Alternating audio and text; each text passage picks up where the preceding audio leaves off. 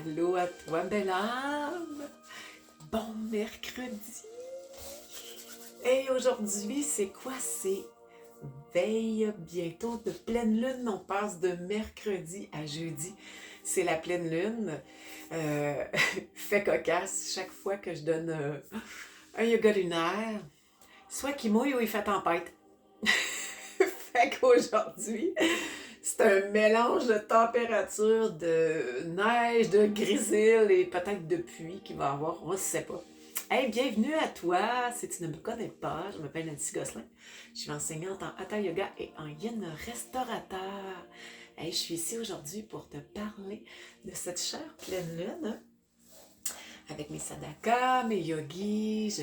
J'ai la chance de pouvoir partager ce magnifique rituel, ce magnifique kata.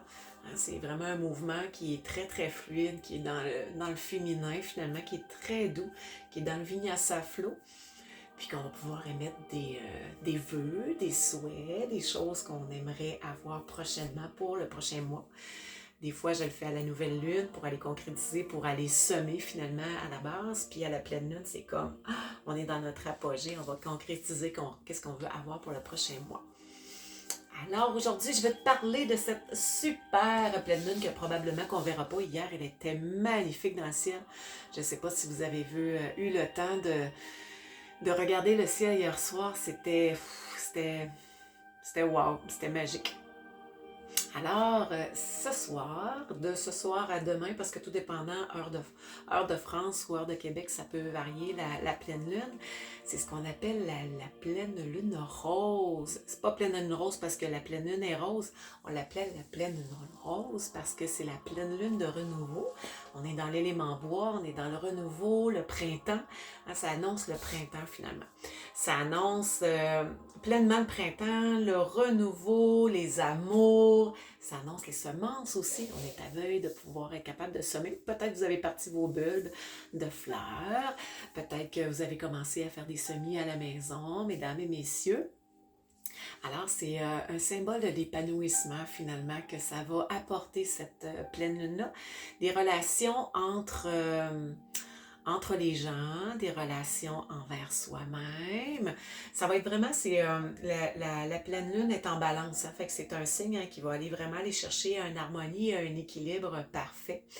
Cette semaine, je suis en train de donner mes cours qui est sur la thématique, qui est sur le chakra du cœur, qui est dans vraiment l'harmonie, l'équilibre, puis en même temps qui est dans le rituel de l'élément air, qu'on appelle les Vayus, le dieu Vayu. Puis en même temps, je fais faire ce rituel-là avec les huiles d'Audrey Valérie et en air cette semaine pour faire vraiment avoir une pleine expansion dans ce rituel-là, dans ce moon-là, dans cette association de moments présents finalement qu'on fait, d'avoir un melting pot de tout, mais vraiment un bon gros crémage autour du gâteau, étant donné que j'aime vraiment beaucoup donner d'informations.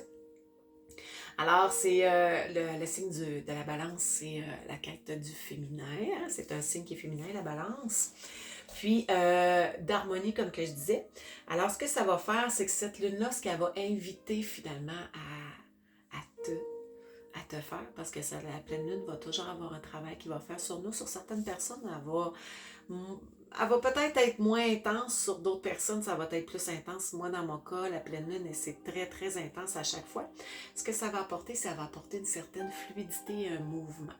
Alors, ça va te demander d'être un petit peu plus souple. Si tu es quelqu'un qui est très rigide, qui n'a pas envie de plier pour certaines affaires, tu vas devoir apporter souplesse et mouvement dans chaque sphère de ta vie pour le prochain mois, pour que ça soit plus doux, que ça soit plus smooth, puis aussi dans tes relations.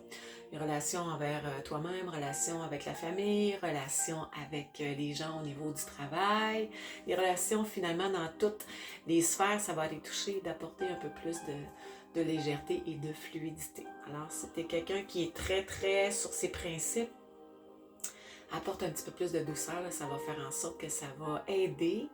C'est une lune de libération, c'est une lune d'activation et c'est une lune d'alchimie. La lune rose pour le mois d'avril. Alors, beaucoup d'énergie pour avril, hein, beaucoup d'énergie de guérison, beaucoup de rencontres que tu vas avoir à faire. Alors, c'est une vibration 2 en tant que tel. Quand on fait là, au niveau des nombres, des chiffres maîtres, c'est un 11. Puis quand on les met ensemble, si on les fait 1 plus 1, ça fait 2. Mais si on en regarde dans le club, au niveau de la numérologie, des nombres maîtres, on a les 11, on a les 22, puis on a les 33. Alors, cette lune-ci, c'est une vibration 11. Fait que c'est une vibration qui est déjà maître en tant que telle, qui a déjà maîtrisé cette partie-là. Alors, c'est super important de pouvoir laisser place à faire totalement confiance, finalement, à se laisser aller. Donc, apprendre à faire face à soi-même, c'est apprendre à s'aimer, hein, s'aimer tel que l'on est, à ne pas vouloir se changer, parce que quand même, si on change, on ne sera pas plus heureux. De trouver l'équilibre et la paix vraiment à l'intérieur de soi, puis d'arrêter de nourrir ce reflet-là de la vie. Hein?